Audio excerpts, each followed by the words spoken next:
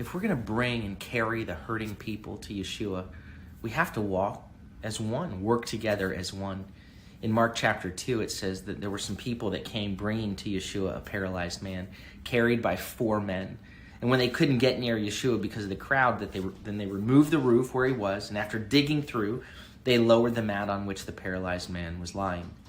So the paralyzed man was carried by 4 men. If you've ever tried to carry or lift someone who can't carry themselves, carrying dead weight, it's really hard.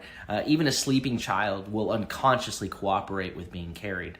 But carrying someone who is offering no assistance is grueling. Alone, not one of those men by themselves could have gotten their friend through the door.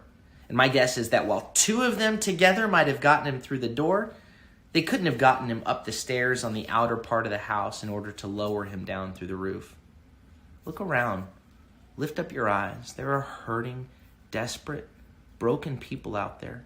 Some are so broken that they're in a condition of spiritual paralysis.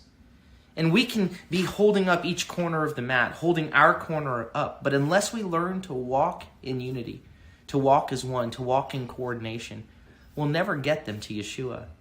If we stand on our corner, each of us screaming at each other across the mat, those broken people lying on the mat won't be able to get to where they need to be. We need to walk in unity. What is unity? Unity is not uniformity, right? Uniformity means that each one is a replica of the other, cookie cutter style. In a uniform, there's one form. But in unity, right, it's not singularity, it's unity. In fact, the very nature of the concept of unity requires a multiplicity. I cannot be in unity with myself, right? Unity means there are more than one. When a football offensive line moves as one, they break open holes and they make way for gains to get to victory. They're operating in unity. The Hebrew word for unity is the word echad or yachad.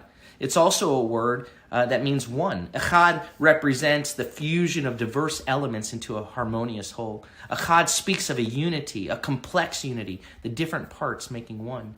In the biblical account of creation in Genesis chapter 1, the Lord says, "Then God said, Elohim said, let us make man in our image, after our likeness." It says God created humankind in his image. In the image of God, he created him, male and female, he created them.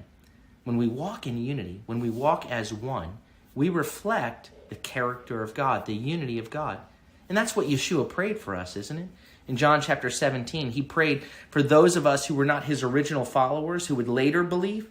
He prayed saying that they may be one, just as you, Father, are in me and I am in you. So also may they be one, unified in us, so that the world may believe that you sent me.